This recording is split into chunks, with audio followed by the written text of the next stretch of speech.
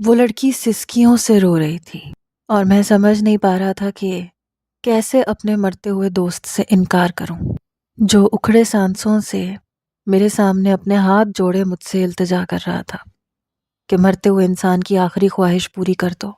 میں نے کہا افضل تم جذباتی ہو رہے ہو، لیکن وہ کہنے لگا کہ مجھے تم پہ پورا بھروسہ ہے، خدا کے لیے انکار مت کرو۔ میری بچی کو میرا بھائی برباد کر دے گا اور میں تم سے زیادہ کسی پر بھی بھروسہ نہیں کر سکتا۔ میرے مرنے کے بعد میرا بھائی محرم ہونے کا ناجائز فائدہ اٹھائے گا، اس لیے تم اس کے محرم بن جاؤ۔ خدا کے لیے مرتضیٰ میری بچی سے نکاح کر لو، مرتے ہوئے انسان کی آخری خواہش پوری کر دو، میری بچی کو بچا لو۔ میں افضل کے آنسوؤں کے سامنے بے بس سا ہو چکا تھا، اس لیے ہاسپٹل کے کمرے میں ہی مجھے اس کی بیٹی سے نکاح کرنا پڑا۔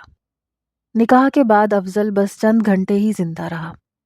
اپنے باپ کے مرنے پہ نور العین بہت روئی تھی، بار بار افضل کو ہلا رہی تھی، بابا آپ مجھے یوں چھوڑ کے نہیں جا سکتے، اٹھے بابا پلیز اٹھے۔ میں اس روتی ہوئی لڑکی کو چپ کروانے کی ہمت تک نہیں کر پا رہا تھا، جو مجھ سے آدھی عمر کی تھی۔ وہ رو رہی تھی، آنسو میں بھی بہا رہا تھا، لیکن اسے چپ نہیں کروا سکتا تھا۔ لیکن جب وہ اچانک سے بے ہوش ہو گئی تو بے ساختہ مجھے اسے دونوں بازوؤں سے پکڑنا پڑا۔ جلدی سے میں نے نرس نرس کر کے پکارا تو نرس آ گئی۔ نرس کی مدد سے ہی میں نے نور کو بیڈ پہ لٹایا۔ اپنے باپ کی موت کا صدمہ اس نے کچھ زیادہ ہی لے لیا تھا۔ 1 گھنٹے بعد اسے ہوش آیا، گمسم سی ہو گئی تھی۔ میں نے اپنے دوست کی تدفین خود کروائی، نور کو لے کر اپنے گھر چلا گیا۔ میرا چھوٹا سا گھر تھا، 3 کمروں پر مشتمل تھا۔ میں جب اسے لے کر آیا تو ایک کمرہ نور کو دے دیا۔ میں نے کہا تم اس کمرے میں رہ سکتی ہو۔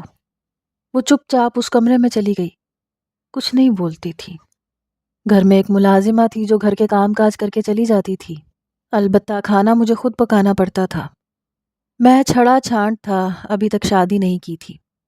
افضل کی اور میری دوستی اسکول کے زمانے میں ہوئی تھی، پھر یونیورسٹی میں بھی ہم ساتھ ہی رہے، دوستی بھی گہری ہوتی چلی گئی۔ وہ ابھی یونیورسٹی میں ہی تھا جب اسے مہرین بانو سے محبت ہو گئی، پھر ان کی شادی ہو گئی۔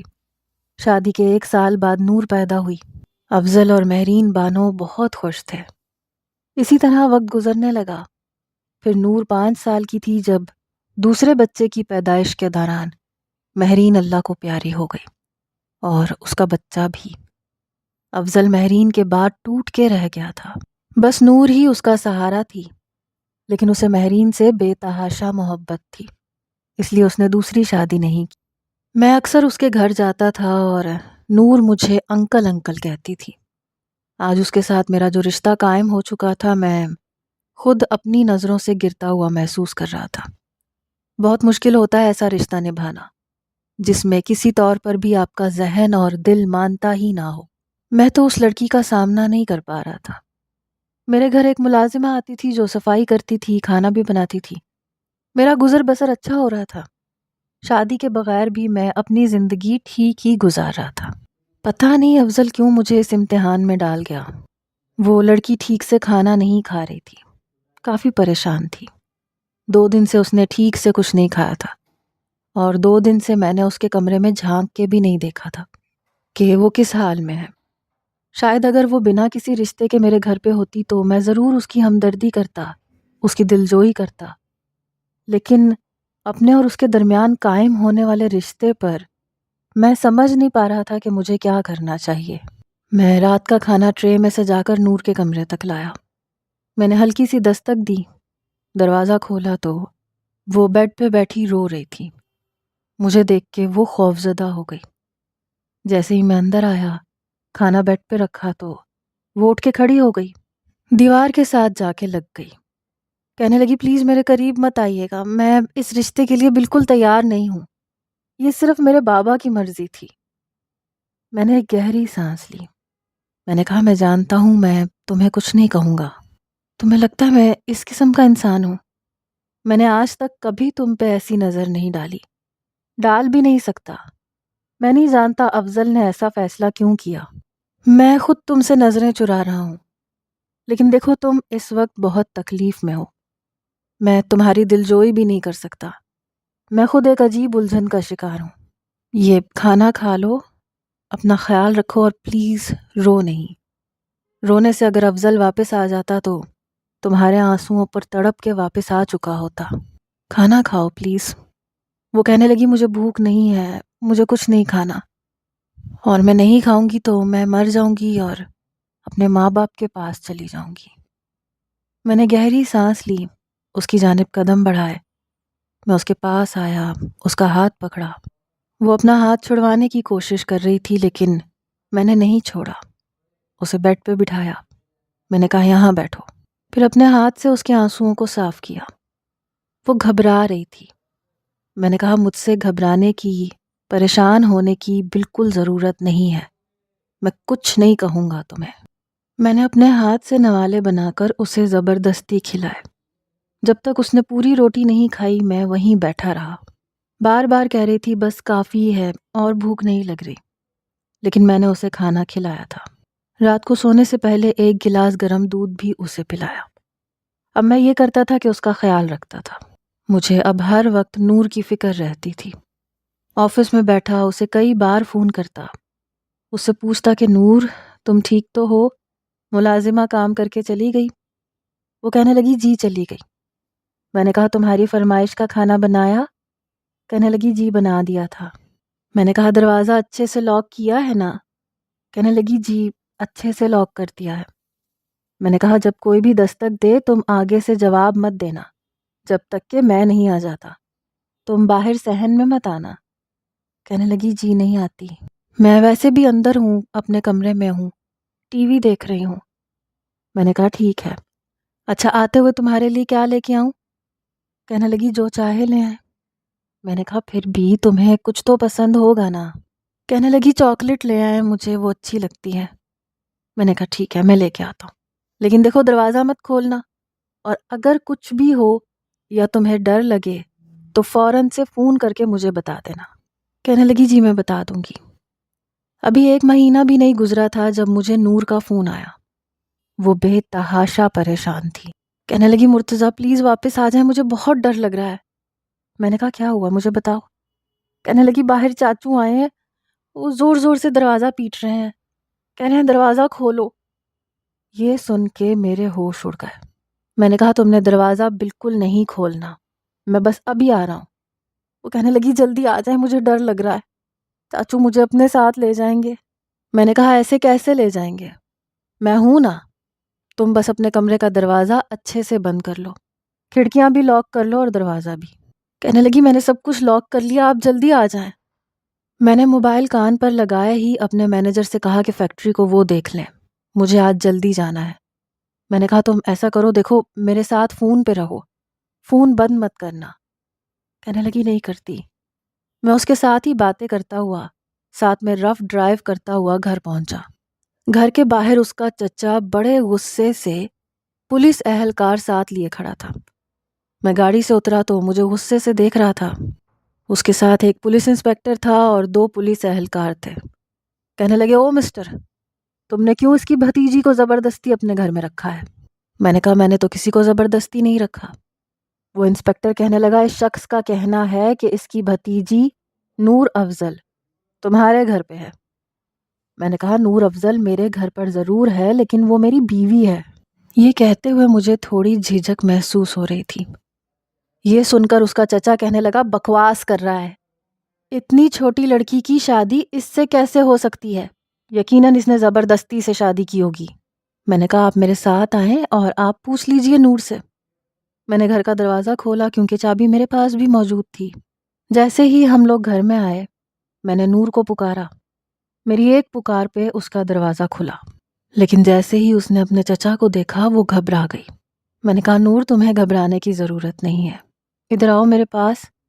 وہ میرے پاس آ گئی، میرا ہاتھ زور سے پکڑ لیا، میرے پیچھے چھپنے لگی۔ کہنے لگی مرتضیٰ مجھے میرے چچا سے بچا لیں، مجھے ان کے ساتھ نہیں جانا۔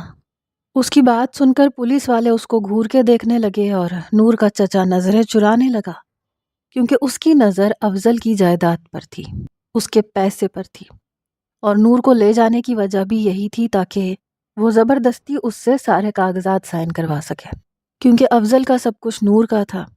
وہ مرنے سے پہلے ہر چیز نور کے نام لگا کے جا چکا تھا۔ وہ جانتا تھا کہ میں اس کی جائیداد پر نظر نہیں رکھوں گا، کبھی کچھ نہیں مانگوں گا، لیکن اگر کوئی بھی دوسرا ہوگا تو اس کی بیٹی کی جائیداد کی خاطر ہی اسے اپنائے گا اور جائیداد حاصل کر کے اسے اپنے ظلم کا نشانہ بنائے گا۔ اس کا چچا نور سے پیار جتانے لگا، کہنے لگا بیٹا تم کسی کی دھمکیوں میں مت آؤ، ادھر آؤ میرے پاس، یہ تمہیں دھمکا رہا ہے، ڈرا رہا ہے، تم پولیس انکل کو سب کچھ بتا دو، یہ اتنا بڑا ہے، تم سے تمہاری اس کے ساتھ شادی کیسے ہو سکتی ہے؟ نور کہنے لگی میرے بابا نے خود کروائی ہے اور انہوں نے مرتضی انکل کی منت سماجت کی تھی کہ وہ مجھ سے نکاح کر لیں، اور جو کچھ ہوا ہے میرے والد کی مرضی سے ہوا ہے۔ اس کا چچا کہنے لگا کہ یہ نکاح نہیں ہو سکتا، تم ابھی 18 سال کی نہیں ہوئی ہو، کیسے ہو سکتا ہے نکاح؟ میری بچی تمہارا اس انسان کے ساتھ رہنا ٹھیک نہیں ہے۔ پھر وہ کہنے لگا کہ لڑکی تو ابھی نابالغ ہے، 18 سال کی نہیں ہوئی۔ میں نے کہا لیکن اسلامی لحاظ سے اس کا ولی یہ حق رکھتا ہے کہ اس کا جس سے چاہے نکاح کر دے، اور آپ اس لڑکی کے منہ سے سن چکے ہیں کہ اس کا نکاح اس کے ولی کی مرضی سے ہوا ہے۔ اگر آپ چاہیں تو نور سے پوچھ لیں، اگر وہ چچا کے ساتھ جانا چاہتی ہے تو جا سکتی ہے۔ میرا یہ کہنا تھا کہ نور میرے پیچھے چھپ گئی، پیچھے سے میری شرٹ دبوچ کے پکڑ لی، کہنے لگی نہیں مجھے نہیں جانا، مجھے چچا کے پاس نہیں جانا، مجھے مرتضیٰ کے پاس رہنا ہے۔ یہ سن کے انسپیکٹر نے اس کے چچا کی طرف دیکھا، پھر مجھ سے نکاح نامہ مانگا، میں نے وہ اسے دکھا دیا۔ پھر وہ کہنے لگا دیکھیں لڑکی اپنے شوہر کے گھر پہ ہے اور اس کے ساتھ رہنے پہ راضی بھی ہے، اس لیے آپ جا سکتے ہیں۔ وہ شخص کہنے لگا یہ شخص میرے بھائی کی جائیداد پہ نظر رکھے ہوئے ہے، یہ نور کو بہکا رہا ہے، وہ معصوم بچی ہے، اس کی باتوں میں آ گئی ہوگی۔ انسپیکٹر کہنے لگا دیکھیں میں نہیں جانتا کہ کیا ہے اور کیا نہیں ہے، لیکن یہ لڑکی سب کے سامنے اس بات کا اعتراف کر رہی ہے کہ وہ خوش ہے یہاں اور آپ کے ساتھ جانے سے انکار کر رہی ہے۔ میں کچھ نہیں کر سکتا، آپ اس لڑکی کا پیچھا چھوڑ دیں اور جائیں یہاں سے۔ انسپیکٹر اور اس کا چچا جا چکا تھا۔ میں نے سکون کا سانس لیا۔ میں نے کہا نور اب تمہیں گھبرانے کی، ڈرنے کی کوئی ضرورت نہیں، اور تمہارا چچا تمہارا کچھ نہیں بگاڑ سکتا۔ وہ میرا ہاتھ اپنے دونوں ہاتھوں سے جکڑ چکی تھی، وہ برف کی مانند ٹھنڈی تھی۔ کہنے لگی آپ کو نہیں پتا، یہ پھر آئیں گے، یہ دوبارہ خود آئیں گے۔ وہ ڈری ہوئی تھی، پتہ نہیں کب اور کیسے میں نے اسے اپنے پہلو سے لگا لیا۔ میں نے کہا کچھ نہیں ہوتا، میں ہوں نا، مجال ہے کوئی تمہیں کچھ کہہ دے۔ وہ بھی میرے بالکل ساتھ لگ گئی، شاید ڈری ہوئی تھی، کم عمر تھی، اس لیے بہرحال پہلی بار میرے دل کو کچھ الگ سا ہوا تھا، ایک جھٹکا سا لگا تھا، لیکن میں فوراً سے سنبھل گیا تھا۔ نور کی کمر پر سے اپنا ہاتھ ہٹا لیا تھا، وہ ابھی بھی میرے کندھے کے ساتھ سر رکھے ہوئے تھی۔ میں نے کہا اچھا چلو شاباش، ڈرو مت۔ میں نے اپنے ہاتھ اس کے دونوں ہاتھوں سے چھڑوائے، پھر اسے صوفے پہ بٹھا دیا۔ میں نے کہا تم نے کھانا کھایا ہے؟ کہنے لگی نہیں، ڈر لگ رہا تھا۔ میں نے کہا کم آن نور، بہادر بنو، اس طرح تو تمہارا گزارا نہیں ہو سکتا، ساری زندگی ڈر ڈر کے نہیں رہ سکتی۔ پھر میں نے اسے کھانا گرم کر کے دیا، میرے سامنے اس نے کھانا کھایا۔ وقت یوں ہی گزرنے لگا۔ جب وہ 12ویں جماعت میں آئی تو مجھ سے کافی بے تکلف ہو چکی تھی، اپنی ہر بات مجھ سے کہہ دیتی تھی۔ افضل کی وہ اکلوتی بیٹی تھی، اس لیے اسے کسی کام کی عادت نہیں تھی۔ اب تو اکثر میرے کمرے میں بھی آ جاتی، کہتی کہ مرتضیٰ میری 2 چٹیاں بنا دیں۔ میں نے کہا تم بڑی ہو گئی ہو لڑکی، اپنے چھوٹے چھوٹے کام تو خود کر لیا کرو۔ کہنے لگی جب آپ ہیں تو پھر میں کیوں کروں؟ میں نے کہا ساری زندگی تم نے میرے ساتھ تو نہیں رہنا۔ میری بات سن کے کہنے لگی میں نے کہاں جانا ہے؟ میں نے کہا ظاہر ہے تم پڑھائی مکمل کر لو گی تو پھر تمہارے بارے میں سوچنا ہے، کیونکہ مجھے تم پہلے ہی کہہ چکی تھی کہ یہ رشتہ تمہارے باپ کی مرضی سے ہوا ہے۔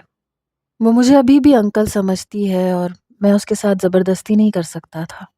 شاید افضل کو یہ لگا تھا کہ میں اس کی اچھے سے حفاظت کر سکتا ہوں اور نور کی جائیداد کبھی اس سے چھینوں گا نہیں، اسی لیے اس کو یہ راستہ سمجھ میں آیا ہوگا۔ لیکن میں اپنے دل میں نور کے لیے کچھ عجیب سا محسوس کرنے لگا تھا، جو مجھے نہیں کرنا چاہیے تھا۔ میں اس کے منہ سے کچھ اور سننا چاہتا تھا۔ جان بوجھ کے میں نے یہ بات کہی تھی کہ شاید وہ کہہ دے کہ نہیں مرتضیٰ، مجھے کہیں نہیں جانا، میں ہمیشہ آپ کے پاس رہوں گی، پر اس نے نہیں کہا، وہ چپ رہی، اور آج کل اس کی چپ مجھے بے چین کر دیتی تھی۔ میں نے دل کو سمجھانا شروع کر دیا، ڈانٹنا شروع کر دیا کہ میں کوئی بھی رشتہ زبردستی نہیں نبھاؤں گا، نہ ہی نور کے ساتھ زبردستی کروں گا۔ وہ پہلے ہی اپنے ماں باپ کو کھو چکی ہے، تو میں زبردستی اس کو اپنے ساتھ باندھ کے نہیں رکھوں گا، اس کو اس کے فیصلے پر آزاد چھوڑ دوں گا۔ بہرحال جیسے جیسے وقت گزر رہا تھا وہ مجھ سے بہت زیادہ بے تکلف ہونے لگی تھی۔ جب میں آتا تو میرے انتظار میں جاگ رہی ہوتی۔ میں نے کہا نور تم سوئی نہیں، کھانا کھا کے سو جاتی۔ آج کل میں اپنی فیکٹری کے کاموں میں کافی مصروف تھا، کافی بڑا آرڈر ملا تھا اور رات دیر تک مجھے فیکٹری میں بیٹھنا پڑتا تھا، ورکرز کو دیکھنا پڑتا تھا تاکہ آرڈر کا کپڑا خراب نہ کر دیں۔ میں رات کو کبھی 11 بجے کبھی 11:30 گھر پہنچتا تھا، اور وہ ٹیبل پر کھانا رکھے وہیں پر ہاتھ باندھے سر ٹکائے سو رہی ہوتی تھی۔ میں آتا اسے یوں سویا دیکھتا تو اسے ڈانٹ دیتا کہ تم یوں کیوں بیٹھی ہو یہاں پہ، کھانا کھا کے سوئی کیوں نہیں؟ کہنے لگی اس لیے کہ آپ نے نہیں کھلایا، آپ کو پتہ ہے نا پہلا نوالا میں آپ کے ہاتھ سے کھاتی ہوں، مجھے مزہ نہیں آتا جب تک آپ کھانا نہ کھلاتے۔ میں اس کے کان پکڑ لیتا کہ کب بڑی ہوگی یار، بہت پریشان کیا ہوا ہے تم نے۔ اچھا میں ہاتھ دھو کے آتا ہوں۔ کہنے لگی ہاں جلدی آ جائے، مجھے بہت زیادہ نیند آ رہی ہے، میں اور کھانا گرم کرتی ہوں۔ میں نے کہا نہیں کوئی ضرورت نہیں ہے، میں بس ہاتھ دھو کے آتا ہوں، کھانا میں خود گرم کر لوں گا۔ کہنے لگی اب اتنی بھی نکمی نہیں ہوں، اوون میں رکھ کے کھانا گرم کر سکتی ہوں۔ میں نے کہا ہاں بہت سگڑ ہو، اتنا بڑا کام کر رہی ہو، باؤل اٹھاؤ گی، اوون میں رکھو گی، پھر گرم بھی کرو گی۔ میری بات پہ وہ ماتھے پہ بل ڈالے مجھے غصے سے دیکھنے لگتی۔ کہنے لگی آپ کو کیا لگتا ہے نور کچھ نہیں کر سکتی؟ میں نے کہا نور صرف مجھ سے کام کروا سکتی ہے۔ یہ کہہ کے میں اپنے کمرے میں چلا گیا، اچھے طریقے سے اپنے ہاتھ دھوئے، پھر ویسے ہی باہر آ گیا۔ کپڑے بھی تبدیل نہیں کیے تھے کہ کہیں وہ بھوکی نہ سو جائے، لیکن تب تک اس نے اوون میں سے کھانا گرم کر کے دوبارہ ٹیبل پہ رکھ دیا تھا، پھر آ کے میرے سامنے رکھا جس میں پاستا بنا ہوا تھا۔ میں نے کہا نور تم جانتی ہو میں یہ نہیں کھاتا، تمہیں پتہ ہے میں دیسی قسم کا بندہ ہوں۔ میں نے دوسرا باؤل پکڑا، پھر سبزی اپنی پلیٹ میں ڈال کے کھانے لگا۔ میں نے دیکھا وہ کھانا نہیں کھا رہی تھی، بس 1-2 نوالے میرے ہاتھ سے ہی لیے تھے۔ میں نے کہا جلدی جلدی کھانا کھاؤ، میں کافی دیر سے آیا تھا اور بہت بھوک لگ رہی تھی۔ میں نے جب آدھی روٹی کھا لی تو میری نظر اس کے موٹے موٹے آنسوؤں پر پڑی۔ میں نے کہا نور کیا ہوا ہے؟ کہنے لگی میں نے آپ کے لیے پاستا بنایا تھا اپنے ہاتھوں سے کہ آپ کھائیں گے، تعریف کریں گے، لیکن آپ نے چکھا تک نہیں۔ یہ کہتے ہوئے سسکیاں بھرنے لگی، میری تو جیسے جان نکل گئی۔ میں نے کہا تو بتانا چاہیے تھا نا، مجھے کیا پتا، میں سمجھا شاید تم نے ملازمہ سے بنوایا ہے۔ اچھا لاؤ میں کھا لیتا ہوں۔ اس سے پہلے کہ میں باؤل اپنے آگے کرتا اس نے کھینچ کے پیچھے کر دیا۔ کہنے لگی نہیں اب رہنے دے، آپ سبزی کھائیں، میں پھینک دوں گی یہ۔ اس سے پہلے کہ وہ کچھ حرکت کرتی میں نے فوراً سے اس کی کلائی پکڑی۔ میں نے کہا آج میری نور نے میرے لیے کچھ بنایا ہے، رکھو ادھر میں یہ کھاؤں گا آج۔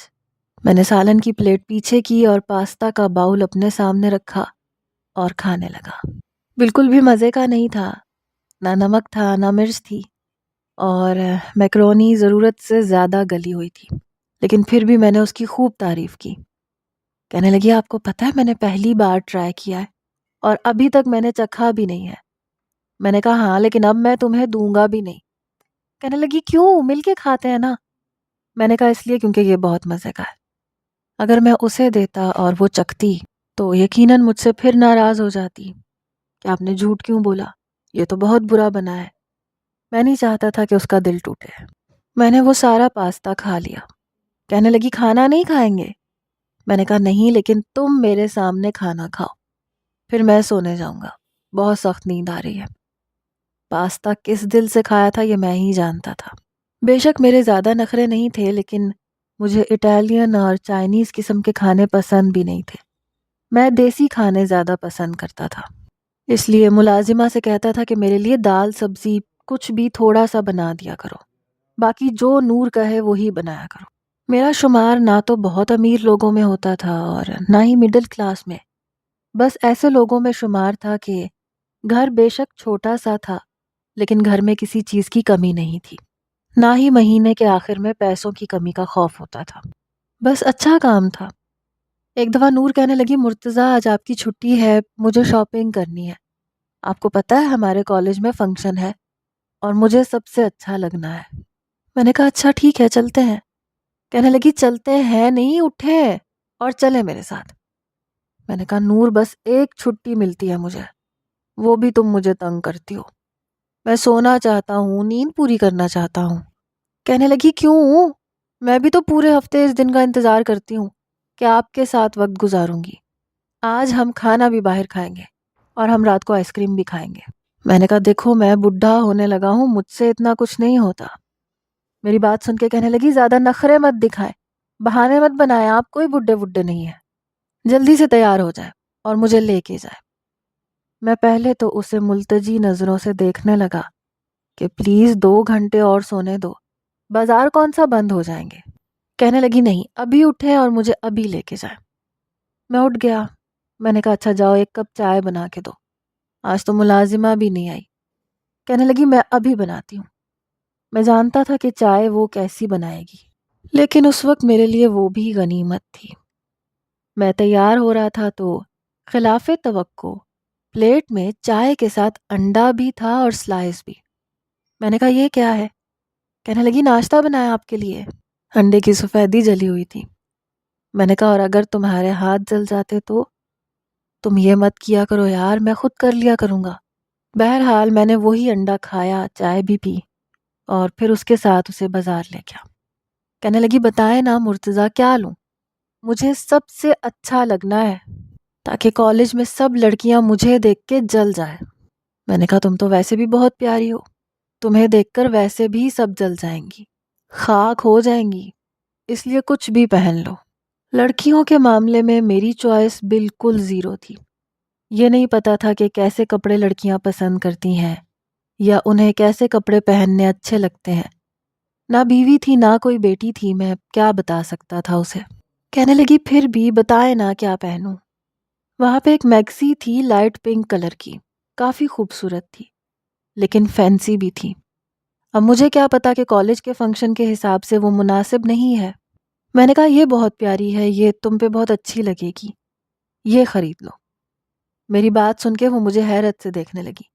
کہنے لگی یہ انگیجمنٹ ڈریس ہے، میری منگنی تھوڑی نہ ہو رہی ہے۔ میں نے کہا دیکھو مجھے واقعی نہیں پتا۔ کہنے لگی اچھا ٹھیک ہے۔ پھر اس نے 2 سوٹ نکالے، اپنے ساتھ لگانے لگی۔ کہنے لگی بتائیں زیادہ اچھا کیا لگ رہا ہے، یہ میرون والا یا یہ بلو والا؟ مجھے تو وہ ہر رنگ میں اچھی لگتی تھی۔ میں نے کہا دونوں اچھے لگ رہے ہیں، تم دونوں خرید لو۔ کہنے لگی دونوں تو نہیں پہنوں گی نا، بتائے نا۔ نیلا اس پہ زیادہ اٹھ رہا تھا۔ میں نے کہا یہ لے لو، اس میں تم بہت پیاری لگو گی۔ وہ مسکرانے لگی، پھر جیولری لیتے ہوئے بھی مجھ سے پوچھتی رہی بتائیں یہ میچنگ ہے کہ نہیں۔ زبردستی میری پسند کی ساری چیزیں اس نے لی۔ جس دن فنکشن پہ جانا تھا اس دن خوب تیار ہوئی۔ میں تو ایک دم سے نظریں ہٹانا بھول گیا، لیکن پھر جلدی سے نظریں جھکا لیں۔ کہنے لگی بتائیں نا میں کیسی لگ رہی ہوں۔ میں نے کہا مت پوچھو۔ کہنے لگی کیوں نہ پوچھوں، بتائیں تو کیسی لگ رہی ہوں۔ میں نے کہا جیسی لگ رہی ہو میں بتا نہیں سکتا۔ پہلی بار پتہ نہیں کیوں مجھے کچھ ہوا تھا۔ میں نے اسے بازو سے پکڑ کے اپنے قریب کیا اور اس کے ماتھے پہ بوسہ دیا۔ آج دل کی حالت بڑی عجیب تھی۔ میرے اس عمل پہ وہ گھبرا کے پیچھے ہٹی تھی، کیونکہ اب چھوٹی تو نہیں تھی، فائنل ایئر میں پڑھ رہی تھی۔ وہ گھبراتے ہوئے کمرے سے باہر چلی گئی اور مجھے اپنی غلطی کا احساس بعد میں ہوا۔ اس کے بعد شرمندگی سی ہونے لگی کہ مجھے اس کے ساتھ ایسے نہیں کرنا چاہیے تھا۔ کیا سوچ رہی ہوگی میرے بارے میں کہ میں جان بوجھ کے اس پہ اپنا حق جتا رہا ہوں۔ کچھ دیر تو شرمندگی کے مارے میں کمرے سے ہی باہر نہیں نکل سکا۔ پھر اس کی آواز پہ جانا پڑا۔ کہنے لگی مرتضیٰ مجھے دیر ہو رہی ہے۔ میں باہر آیا، نظریں چراتا ہوا گاڑی میں بیٹھ گیا۔ وہ فرنٹ سیٹ پر میرے ساتھ ہی بیٹھتی تھی۔ میں نے اسے اس کے کالج چھوڑ دیا۔ وہ جب واپس آئی تو پورے راستے پٹر پٹر بولتی رہی، کہنے لگی آپ کو پتہ ہے میری سب نے تعریف کی تھی، میرے پروفیسرز نے، میری کلاس فیلوز نے، میری دوستوں نے، آپ نے مجھے بہت زبردست سوٹ لے کے دیا تھا۔ میں نے کہا ٹھیک ہے، پتہ نہیں کیوں میں کترا رہا تھا۔ ایک بار میں جلدی گھر آ گیا، فیکٹری میں زیادہ کام نہیں تھا، لیکن جیسے ہی چابی سے دروازہ کھول کے گھر پہ آیا تو نور فون پہ کسی سے بات کر رہی تھی۔ میں اس کا کمرہ کھول کر اسے بلانے آیا تھا کہ کھانا کھایا ہے یا نہیں، لیکن اس کا دھیان مجھ پہ نہیں تھا۔ وہ میری طرف پیٹھ کیے بیٹھی تھی، کہنے لگی ہاں ہاں کر لوں گی بات تو مجھے کرنی ہے، بات نہیں کروں گی بلکہ تمہیں ملوا بھی دوں گی۔ مجھے پتا ہے مرتضیٰ کو کوئی اعتراض نہیں ہوگا، وہ بہت اچھے ہیں اور تم بھی انہیں بہت اچھے لگو گے۔ تم مرتضیٰ کو جانتے نہیں ہو رضوان، وہ بہت اچھے ہیں، انہوں نے آج تک کبھی مجھ پہ یہ احسان نہیں جتایا کہ میں ان کے پاس رہتی ہوں، انہوں نے تو کبھی اپنا رشتہ تک نہیں جتایا، بلکہ انہوں نے کہا تھا کہ وہ مجھے کچھ نہیں کہیں گے۔ مجھے پتا ہے تم بھی انہیں بہت پسند آؤ گے۔ یہ بات سن کے میرے قدم وہیں پر جم گئے تھے۔ میں جو اس کے لیے چاکلیٹ لایا تھا وہ اپنے ہاتھوں میں بے معنی سی لگ رہی تھی۔ میں نے دھیرے سے اس کا دروازہ بند کیا، چاکلیٹ سامنے رکھے ٹیبل پہ رکھ دی اور اپنے کمرے میں چلا گیا۔ اس کا مطلب کہ وہ اپنے لیے کسی اور ساتھی کو منتخب کر چکی تھی، مجھ سے ملوانا چاہتی تھی۔ میرے لیے یہ بہت بڑا کڑا امتحان تھا، لیکن مجھے دینا تھا، لیکن یہ سمجھ نہیں آ رہی تھی کہ دوں گا کیسے۔ پچھلے 4 سال سے وہ میرے پاس تھی، نہ چاہتے ہوئے بھی میرے دل میں بہت الگ مقام پیدا کر چکی تھی۔ میری آنکھوں سے نہ چاہتے ہوئے بھی آنسو بہہ رہے تھے۔ جب میرے دروازے پہ دستک ہوئی تو میں جانتا تھا کہ نور ہوگی۔ اس نے دروازہ کھولا تو بہت مسکرا رہی تھی، اپنے ہاتھ میں وہی چاکلیٹ پکڑی تھی۔ کہنے لگی آپ کو یاد تھا؟ میں نے کہا ہاں یاد تھا۔ پھر اس نے ایک چاکلیٹ کھول کے میری طرف بڑھائی، کہنے لگی یہ آپ کھائیں۔ میں نے کہا نہیں میں نہیں کھاؤں گا۔ کہنے لگی کیوں کیا ہوا؟ میں نے کہا میرا کولیسٹرول لیول بڑھ جائے گا، شوگر بھی بارڈر لائن پہ ہے، بوڑھا ہو گیا ہوں نا اس لیے۔ یہ بات سن کر اس نے پھر وہی جملہ دہرایا، کہنے لگی آپ بوڑھے نہیں ہیں، اپنے آپ کو بار بار بوڑھا مت کہا کریں۔ میں نے کہا جو سچ ہے وہ ہے، بڑھاپے پہ قدم تو رکھ چکا ہوں، بالوں میں سفیدی آنے لگی ہے۔ کہنے لگی اس لیے کیونکہ آپ ڈائی نہیں کرواتے۔ یہ کہتے ہوئے وہ چاکلیٹ کھانے لگی، ساتھ میں بڑے بڑے ٹکڑے زبردستی میرے منہ میں بھی ڈال رہی تھی۔ پھر کہنے لگی مجھے آپ سے بہت ضروری بات کرنی ہے۔ اس کی یہ بات سن کے میرا دل زور سے دھڑک رہا تھا۔ میں نے کہا کیا بات کرنی ہے؟ کہنے لگی بات نہیں کرنی، آپ کو ملوانا ہے کسی سے۔ یہ کہتے ہوئے اس کے چہرے پر بہت سے رنگ آ جا رہے تھے۔ میں نے کہا کس سے؟ کہنے لگی ایک لڑکے سے۔ مل لیں گے نا آپ اس سے؟ میں نے کہا میں ٹائم نکال کے تمہیں بتا دوں گا۔ کہنے لگی ٹھیک ہے۔ یہ کہتے ہوئے وہ کمرے سے باہر چلی گئی۔ میں نے 1 ہفتہ لگایا تھا خود کو سنبھالنے کے لیے، اس لڑکے سے ملنے کے لیے میں خود کو تیار کر چکا تھا۔ پھر میں نے نور سے کہا کہ اس لڑکے سے کہو کہ مجھ سے ملے۔ میں چاہتا تھا کہ اس سے بات کروں گا، پھر اس سے کہوں گا کہ اپنے بڑوں کو اور اپنے باپ کو لے کے آئے۔ اگلے روز شام کو وہ نوجوان گھر پہ آ چکا تھا۔ آج چھٹی تھی، میں گھر پہ ہی تھا۔ اس نوجوان کو دیکھ کر میرے دل کو کچھ ہوا تھا، کیونکہ کافی خوش شکل نوجوان تھا۔ نور سے شاید 2 سال ہی بڑا ہوگا۔ نور بھی آ کے بیٹھ گئی۔ میں نے کہا نور آپ یہاں سے جاؤ۔ تو کہنے لگی کیوں میں نہیں بیٹھ سکتی؟ میں نے کہا نہیں تم نہیں بیٹھ سکتی، جاؤ اپنے کمرے میں جاؤ۔ نور اپنے کمرے میں چلی گئی، دروازہ بھی بند کر لیا۔ میں اس نوجوان کو ڈرائنگ روم میں لے گیا، ڈرائنگ روم کا دروازہ بھی بند کر دیا۔ میں نے کہا بیٹھو۔ وہ بیٹھ گیا۔ میں نے کہا میں جانتا ہوں کہ تم کیا بات کرنا چاہتے ہو۔ وہ کہنے لگا ہاں شاید نور نے آپ کو بتا دیا ہوگا۔ میں نے کہا نور نے کچھ نہیں بتایا، لیکن میں خود بہت کچھ سمجھ گیا ہوں۔ کہنے لگا دیکھیں میں نور کو بتا چکا ہوں کہ ابھی اس کی بات یہیں تک تھی جب میں نے کہا کہ یہ بات تمہارے بڑوں کو کرنی چاہیے، اپنے ہی رشتے کی بات تم خود کرنے آئے ہو، مجھے بہت عجیب لگ رہا ہے۔ کہنے لگا کیا مطلب؟ میں نے کہا دیکھو جو کچھ میرے اور نور کے بیچ میں ہے اسے نہ ہونے کے برابر سمجھو۔ اس وقت اس کے والد بہت بیمار تھے اور اس کی آخری خواہش تھی کیونکہ وہ جانتا تھا کہ میں اس کی بیٹی کی حفاظت کر سکتا ہوں۔ یہ رشتہ ہم دونوں کے لیے ایک مجبوری سے بڑھ کر اور کچھ نہیں ہے۔ میں نے سوچا تھا کہ جب نور بڑی ہو جائے گی، شادی کے قابل ہو جائے گی تو میں اسے چھوڑ دوں گا اور وہ جس لڑکے کے ساتھ چاہے اس کی شادی کروا دوں گا۔ اس لیے مجھے نور کی پسند پہ کوئی اعتراض نہیں ہے، لیکن مجھے اچھا لگتا اگر تمہارے والد مجھ سے بات کرتے۔ وہ مجھے ٹکر ٹکر دیکھ رہا تھا، کہنے لگا کیا آپ کو واقعی کوئی اعتراض نہیں ہوگا؟ میں نے کہا نہیں، تم نور کی پسند ہو تو مجھے کوئی اعتراض نہیں ہے۔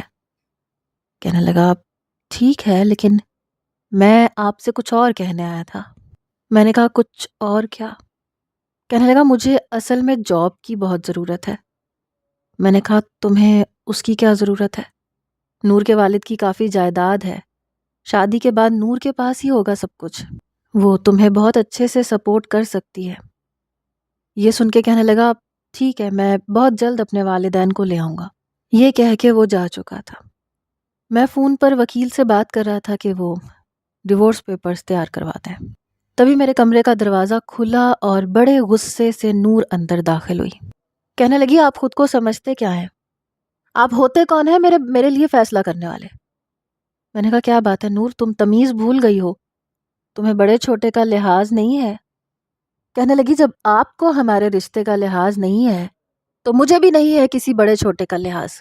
آپ کو کس نے کہا تھا کہ رضوان سے رشتے کی بات کریں؟ میں نے کہا کیا مطلب تم ہی تو مجھے اس سے ملوانا چاہتی تھی، تو ظاہر ہے اس سے ملوانا اسی لیے چاہتی تھی نا کیونکہ وہ تمہیں پسند ہے اور تم اس سے شادی کرنا چاہتی ہو۔ کہنے لگی ایک شادی شدہ لڑکی اپنے شوہر سے اگر کسی لڑکے کو ملوانا چاہتی ہے تو کیا اس کا یہ مطلب ہوتا ہے کہ وہ اس لڑکے سے شادی کرنا چاہتی ہے؟ آنکھوں سے موٹے موٹے آنسو گر رہے تھے۔ کہنے لگی آپ نے غلط سوچا ہے، میرے باپ نے میرا نکاح آپ کے ساتھ اس لیے نہیں کیا تھا تاکہ آپ میری حفاظت کریں اور حفاظت کرنے کے بعد مجھے طلاق دے کے چھوڑ دیں۔ وہ لڑکا میری دوست کا بھائی ہے، میری دوست نے کہا تھا کہ اسے جاب چاہیے، میں تو اسے فون پر اس کی ساری کوالیفیکیشن اور اس کی ڈگریاں پوچھ رہی تھی اور میں اس سے یہ کہہ رہی تھی کہ مرتضیٰ تمہیں جاب دلوا دیں گے، اور آپ نے اپنے منہ سے اسے میرا رشتہ دے دیا۔ یہ کہتے ہوئے وہ میرے پاس آئی اور میرا گریبان پکڑ لیا۔ کہنے لگی مرتضیٰ کیوں کیا آپ نے ایسا؟ آپ ہوتے کون ہیں مجھ سے پوچھے بغیر میری زندگی کا اتنا بڑا فیصلہ کرنے والے؟ اس وقت میں چھوٹی تھی، کم عمر تھی، اتنی جلدی رشتے کو قبول نہیں کر سکتی تھی، لیکن محبت تو میں نے آپ سے ہی کی ہے، آپ کو اپنا شوہر سمجھا ہے، کبھی بھی آپ کی محبت پہ اعتراض تو نہیں کیا۔ مجھے بہت اچھا لگ رہا تھا، آپ نے میرے ماتھے پہ بوسہ دیا تھا، مجھ پہ حق جتایا تھا، میں بے تحاشا خوش تھی۔ مجھے لگا تھا اب آپ اظہار کریں گے، مجھ سے کہیں گے کہ آپ کو میرے بغیر چین نہیں آتا، آپ بھی مجھ سے محبت کرتے ہیں اور آپ ہمارا رشتہ آگے بڑھانا چاہتے ہیں، لیکن آپ تو… یہ کہہ کے وہ رونے لگی۔ اس نے میرا گریبان بھی چھوڑ دیا اور پھر روتے ہوئے اپنے کمرے میں چلی گئی۔ میں اس کے پیچھے بھاگا، میں نے کہا نور میرے پاس آؤ، لیکن اس نے دروازہ بند کر دیا۔ کہنے لگی آئی ہیٹ یو، آپ بہت برے ہیں، آپ مجھے طلاق دینا چاہتے ہیں، دے دیں مجھے طلاق، پھر میں خودکشی کر لوں گی۔ میں نے کہا نور دروازہ کھولو، مجھے غلط فہمی ہو گئی تھی۔ کہنے لگی کیسے ہو گئی تھی؟ کیوں ہو گئی تھی؟ آپ نے سوچ بھی کیسے لیا؟ میں نے کہا اچھا معاف کر دو، اچھا دروازہ تو کھولو۔ 1 گھنٹہ منت سماجت کروانے کے بعد اس نے دروازہ کھولا، رو رو کے اپنی آنکھیں لال کر چکی تھی، پھر میرے ساتھ آ لگی، اور میں یہ سمجھ نہیں پا رہا تھا کہ اسے اپنی خوش قسمتی کہوں یا اپنے صبر کا پھل۔ کیا آپ بتا سکتے ہیں